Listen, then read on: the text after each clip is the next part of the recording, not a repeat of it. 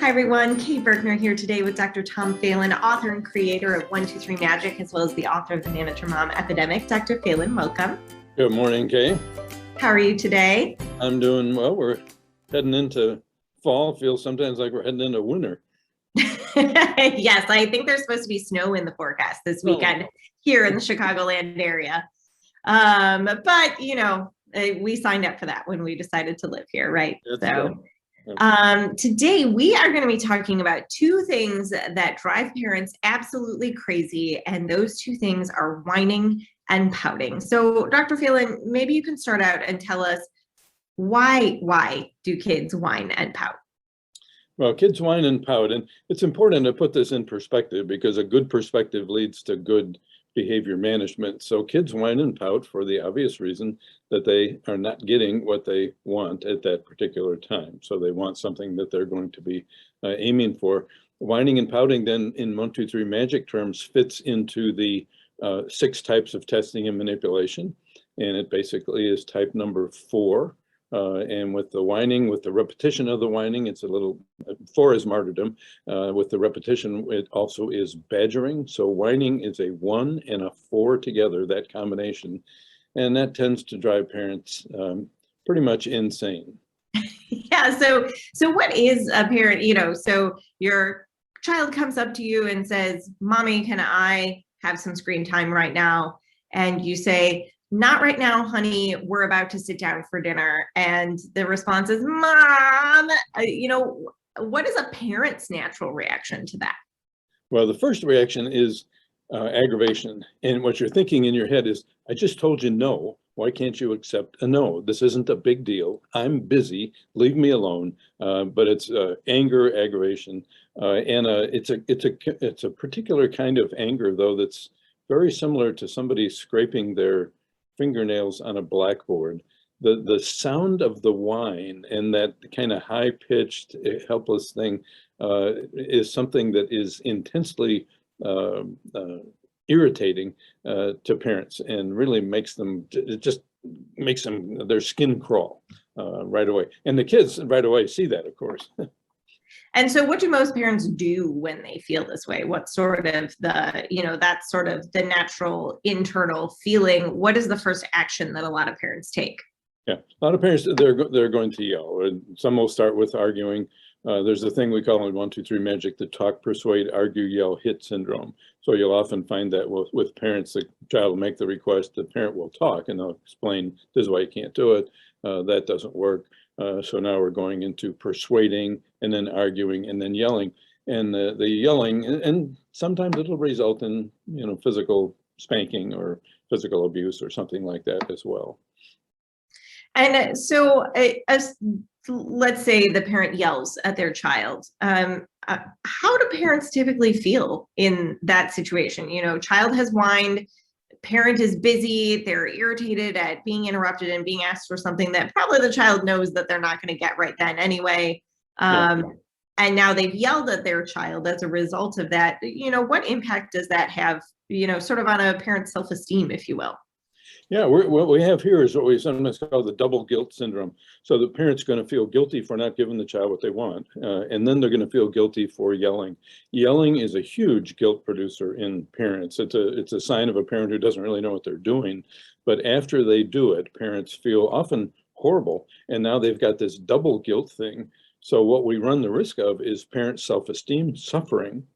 And so one of the things that parents do to get their self-esteem back up is they give the child what the child wants, which of course is a big mistake. Now you've got your double guilt thing, and now you reinforce the whining by giving them what they want and giving them effective revenge against you as well. So the double guilt syndrome is very problematic when kids are whining.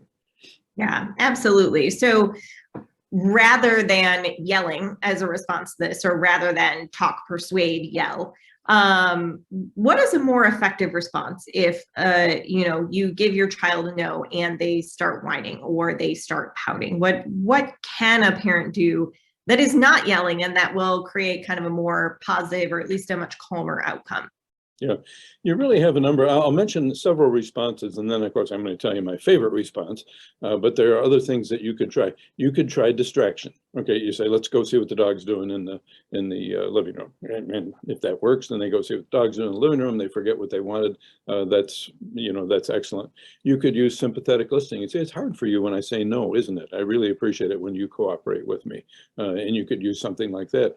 You could use silence, where you don't say anything at all. And the kids will learn when mom says no, she means business. All those things are okay, and you can experiment with them. But a lot of times they won't work, and you need a plan B. And what I recommend for your plan B is counting. And I don't have time to go into the mechanics of counting today, but you say that's one. And that one count means to the child, I'm doing something wrong. I better figure out what it is, and I better stop it. All I can tell you right now, because we have time limitations, is that counting is so perfect for whining, it's not funny. And when I teach parents how to do it, and they go home and start doing it, it's often a revelation to them. And it's a revelation to the child too, because it works. It puts an end to the show right there. Absolutely. So I would love for you to talk a little bit about the differences in how a parent might handle a child who's whining versus a child who's pouting, right? Because obviously whining is a very active, kind of in your face. It has that sort of nails on a chalkboard sound that parents kind of automatically cringe when they hear, but pouting can be a lot more passive. Where maybe a child, just you mentioned martyrdom, kind of has that poor me or the grumpy face, and they're not actively saying anything necessarily, but they're just sort of having a general bad attitude now that they've gotten a no. Do you handle whining and pouting differently? Yeah, you can handle pouting differently. Now, whining, as you said, you're absolutely right. Whining is in your face. Actually, it's in your ear, because you can't escape it no matter where you go in the house. And so if they can be in another room, you can't see them, they can whine. So that's when you need to really have your ways of handling it down well. Since pouting is passive, you can ignore a passive pouter. You can walk out of the room. And they might say something like, I never get anything. What do? Never respond to that. That's a ridiculous comment. You walk out of the room and you can ignore it. The only time you don't ignore it is if you get what we call an aggressive pouter, and that's a child who follows you all around the house, make sure you don't miss a minute of the sour puss. Then we're going to do, that's one, we're going to do the counting with the pouting when they're pushing it. Got it. Terrific. And what about how does crying play into this, right? So I know from personal experience, I have a child that frequently, when they are told no, they'll will immediately start crying very sad crocodile tears. Where does this type of crying, where, I suppose it's possible that young children are able to manufacture tears on command. But some kids are just genuinely very sad that they have not gotten the thing that they want.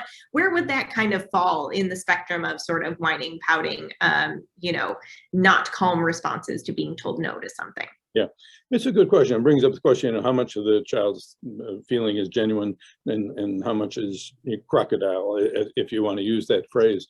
But it still falls into the whining. It's still a 41 pattern. And you're absolutely right. A lot of kids are more sensitive. With a child like that, you pat them on the shoulder, say, it's hard for you when I say no, and you see what that happens with that. If the crying continues, you can either then ignore it by walking out of the room, or you can count it if it's getting aggressive. You have to kind of get a feel for it with your child. But the last thing in the world, even when you think the child has some genuine sadness, which they may very well, the last thing you want in the world you want to do is crouch down and start talking about it at that point, because usually they will eat you alive. If they don't, and that settles the thing, that's fine, but they're going to eat you alive most of the time, and you just made a big mistake. Got it. Okay, terrific. Well, thank you so much, Dr. Phelan, for going over whining and pouting, which I know are big pain points for parents. If you, as a parent or as a professional, would like to go deeper into this topic, Dr. Phelan is going to be doing a free virtual seminar on this next week. So we'll drop the link for that on our Facebook page. It'll also be in our email newsletter that goes out. If you're not already signed up for that, head on over to 123magic.com and get signed up. Thanks so much for joining us, and we'll talk to you soon.